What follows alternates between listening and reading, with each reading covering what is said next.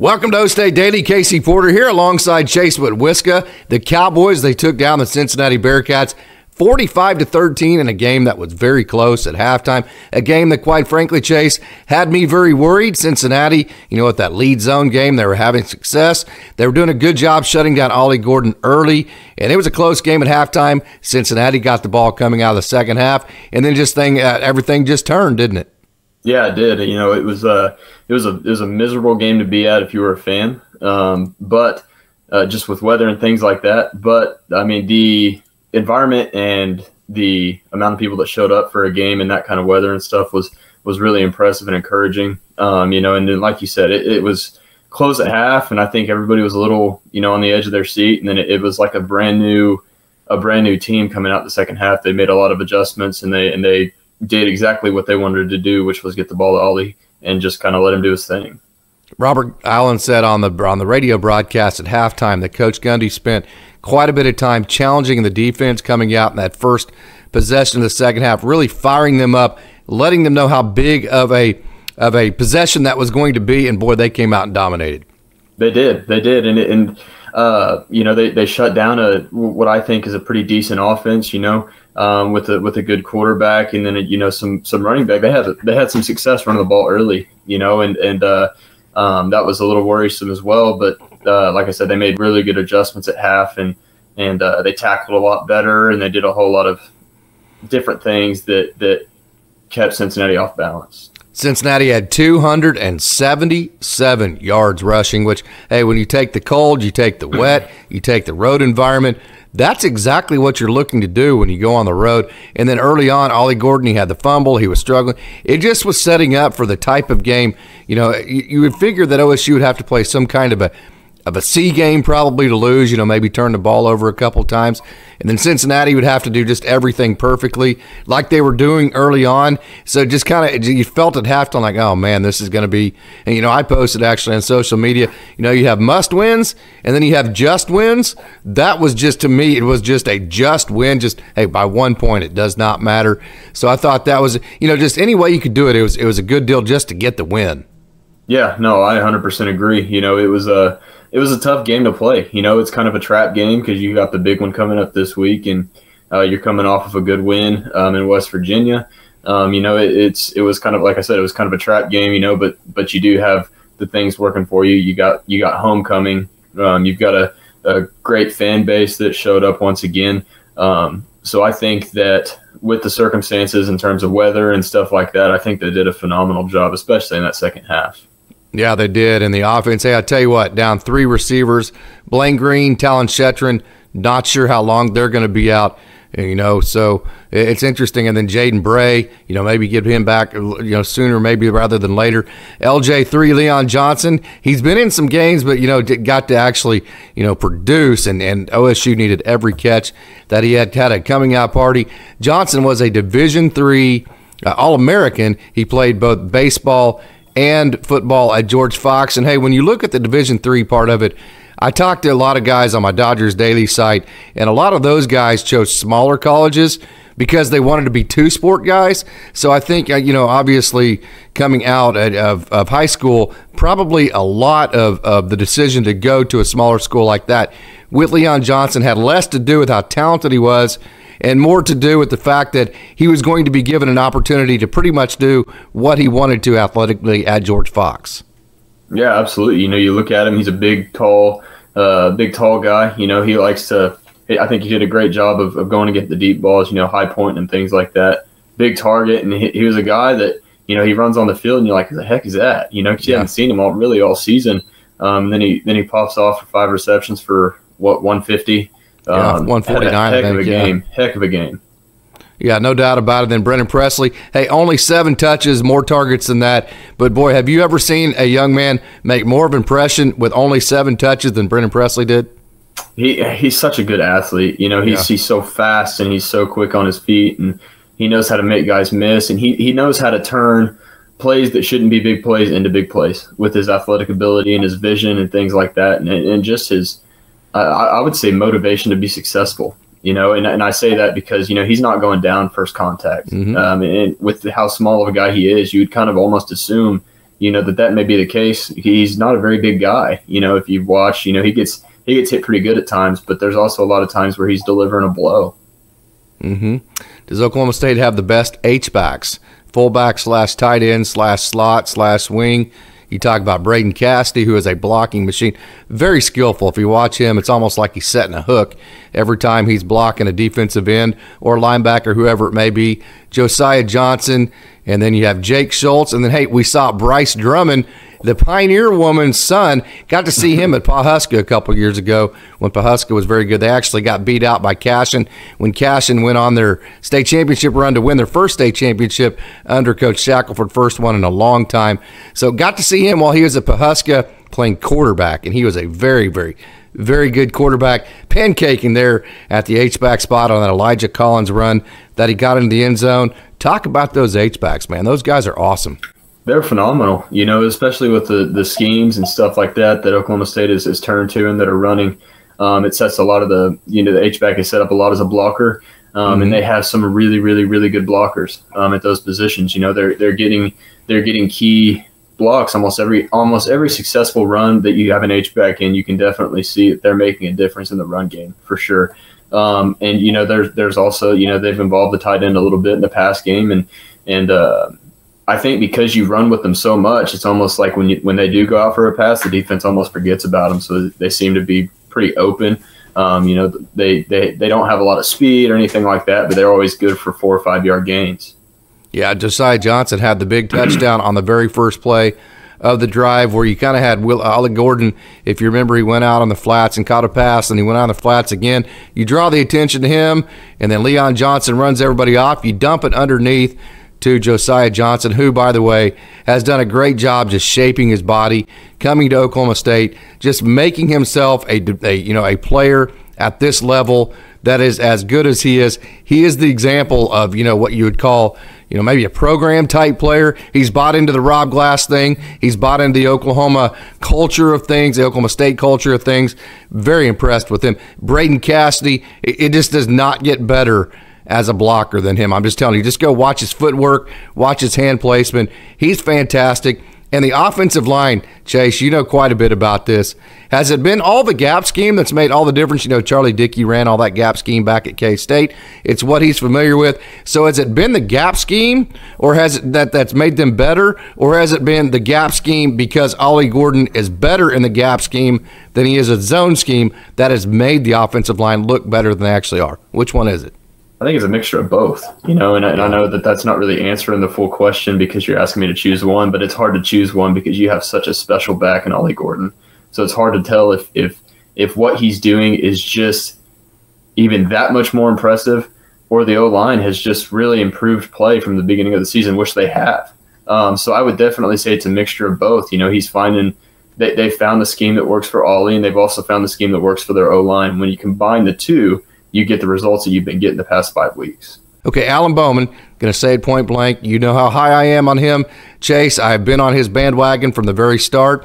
I have said from the get-go he should have been QB number 1 on this team. I have not wavered from that, so you know how high I am on AlanBowman. I did not think he had a good game Saturday night. I thought this was his most inaccurate game. He he kind of left Presley out to dry on the one. He overthrew him once. He overthrew Rashad Owens once. I did not think this was AlanBowman's best game. It was not, and not to throw shade. I just, you got to call it what it is, right? No, and you're exactly right. He was 286. He had 2 touchdowns and interception. I wouldn't say he didn't have a terrible game. I've definitely seen him play better, and I think there's better to come, when you take into consideration what the weather was like and stuff like that. I'm not trying to make excuses for him, but that's quarterback's a hard position to play to begin with. And when you add all of those elements working against you in terms of, the rain spitting on you and it's 40 degrees and all that stuff, and you haven't really had to experience that yet, that's the new receivers. Right. That's the first game that any of the Oklahoma State players have had in that kind of crappy weather, in that Oklahoma fall weather that you get. No, but like you said, you have 3 or 4 receivers out, so you're working with pretty much a brand new receiving core. And then you throw in those elements. It's difficult, and going into it, I think this could have been a chance for him to really explode because of how good Cincinnati's front is. You know, they really did. So that the first half was really a chance for him to allow or force Cincinnati to, I guess, make a decision to say, okay, we've got to stop the pass, which he didn't do, in my opinion. You know, OllieGordon just comes out in the second half and does OllieGordon things. There's no ifs, ands, or buts about it. You know, I think without having Ollie in that game, I mean, it's either a lot closer or they may not even come out with a win. Yeah, I would agree. DylanGabriel coming up with OU, maybe the best quarterback in the Big 12, one of the best quarterbacks in the United States of America. Oklahoma State is going to have to score quite a bit, you would have to think, to be able to defeat OU. That's just the way that this game is probably going to go. OU is a very good offense. So, you know, in this carnation with the receivers that OSU threw out there Saturday night, you know, basically Presley, Owens, and Leon Johnson the third, and then some H-back work behind that. Maybe a Cale Cabinets added in there as some depth. That carnation of Oklahoma State, can they beat OU? Do they have enough to keep up offensively? They have OllieGordon. You know, that's my answer. If you watch OU, I watch OU every week. You know, I'm not, and I'm going to catch some shade for this, but I don't really root against them when they don't play against OSU. I just don't. You know, my family's Oklahoma fans. Okay, where's the off button?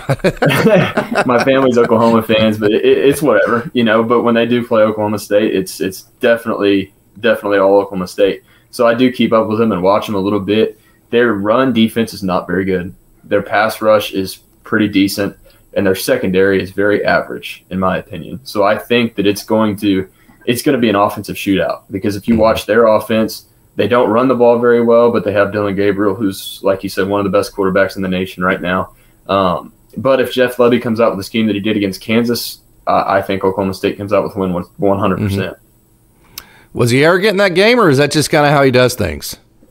I don't know. You know, I don't watch him that closely. I think that I don't know if he was scared to throw the ball. Gabriel had an interception maybe on the first drive. That was a pick six. So I don't know if that kind of spooked him into saying, okay, we're just going to run the ball. And even though we don't run the ball very well, this is what we're going to do. I'm not sure. But, you know, the weather in Kansas was the same as it was here in Oklahoma. Yeah, it was right. raining. It was really, really cold. So maybe that was a factor as well. What I did like is it didn't stop Casey Dunn from calling 34 passes. You know, right. It didn't. So hats off to him and Coach Gundy for really trusting their game plan and going through no matter what the circumstances are. Bowman didn't have his best game, but they did not waver away from what they wanted to execute in that game. So I definitely think that, like I said, if Oklahoma State comes out and does what they've done the past 4 or 5 weeks, and that's score the first drive, come up with a big stop, score again, I think you could possibly put them away early.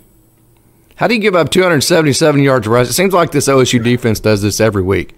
They give up a bunch of yards, and then they come up big at the biggest points. You know, I read a stat the other day. Opponents have 16 fourth down tries. They've only converted 3 of them.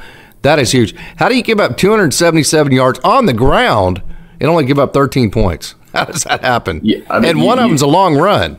Right. You have a tremendous offense, first off. That's how you do it. And that holds the ball for long enough to where your defense can recoup and they take time off the clock. You know, it doesn't allow for another team to score that many points.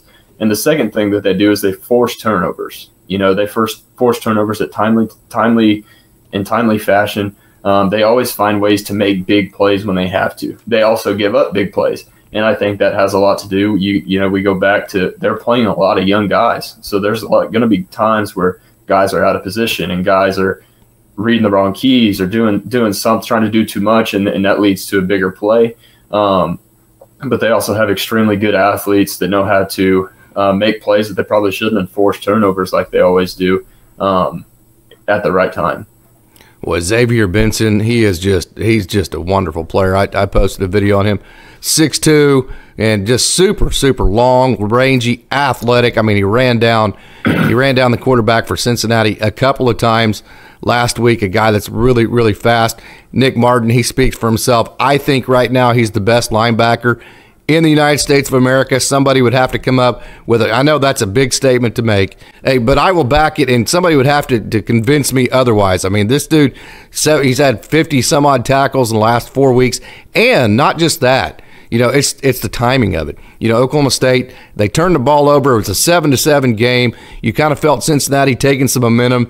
Martin comes up and doesn't miss on a blitz.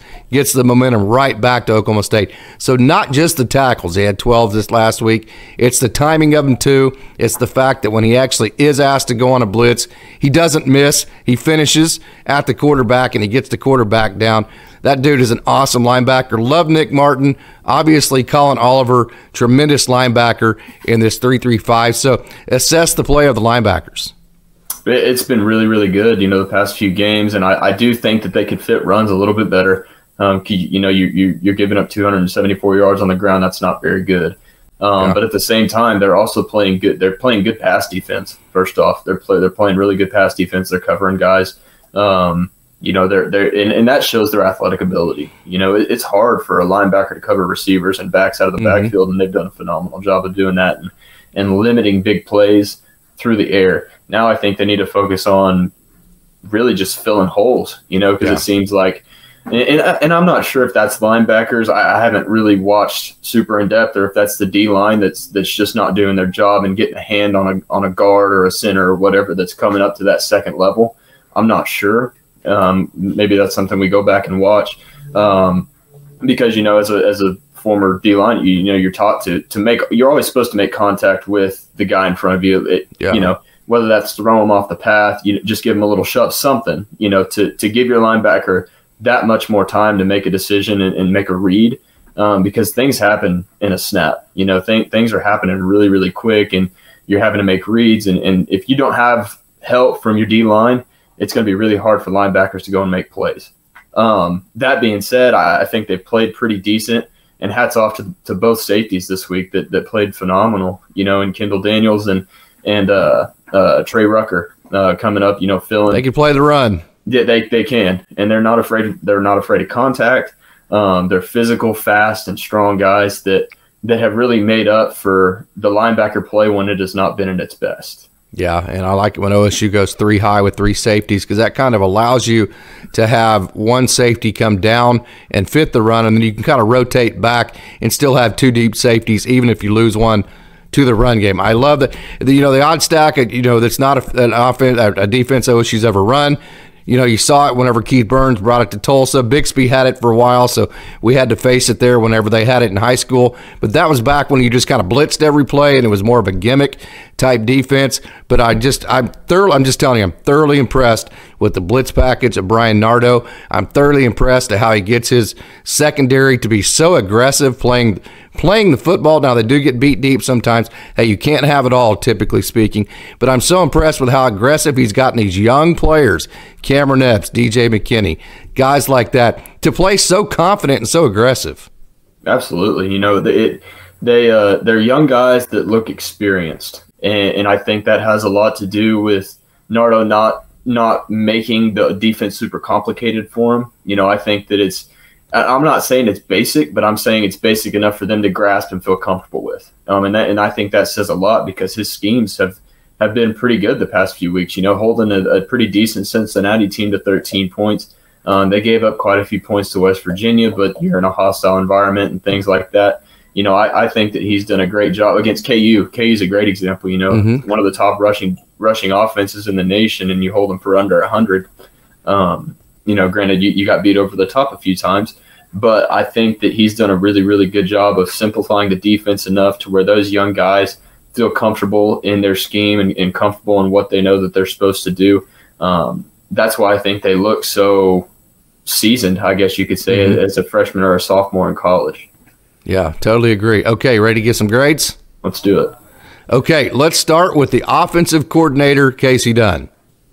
Let's see. I would say we'll go B, even B. Wow. Yeah. OSU scored 45 points in the rain, and most of those were in the second half and all off of adjustments.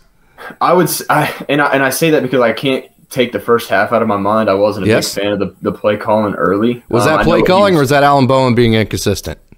I think it was a little bit of both. I think that I didn't like that Ollie didn't get very many touches in the first half. Most of his touches came in the second half. And Bowman actually mentioned that at halftime. Keep giving the ball to Ollie. yeah. I mean, don't try to fix what's not broken. And I think that's where a little bit of the B came in from. I didn't see. I saw too much play action. I think he tried to overdo it in the beginning, and then he was like, well, "Screw it." We've got a guy that. In Chase Wawiska's opinion, could be in New York by the end of the season. I'll take him today. Hey, I've already had my hot take, by the way. let's give him the ball. I would have liked to see that earlier, and that's where that grade comes in. Hey, you sold me. I'm going with the same B you did for the exact same you just literally sold me on that. You don't do that very often because I'm pretty opinionated, right? Not that you don't, but most people don't usually change my mind very often, but you totally sold me on exactly why you gave him the B right there. So, okay, let's move to Coach Nardo defensively, defensive coordinator. Grades. He's got to get an A. Even though they gave up 277 yards, which sounds weird in a long run. That's why it's not an A+. You take the 200 and whatever yards on the ground. That's not very good. But when you hold a decent offense to 13 points, that's a good day.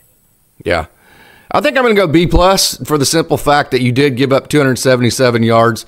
That makes it hard for me to actually just give you an A. A meaning superior. You weren't superior. You let them run the ball quite a bit in the first half. You kind of got misfit on that lead zone play that they went the distance on. So I think I'm going to go probably a solid B, just like the offense actually. I'm going to go B defense, B offense.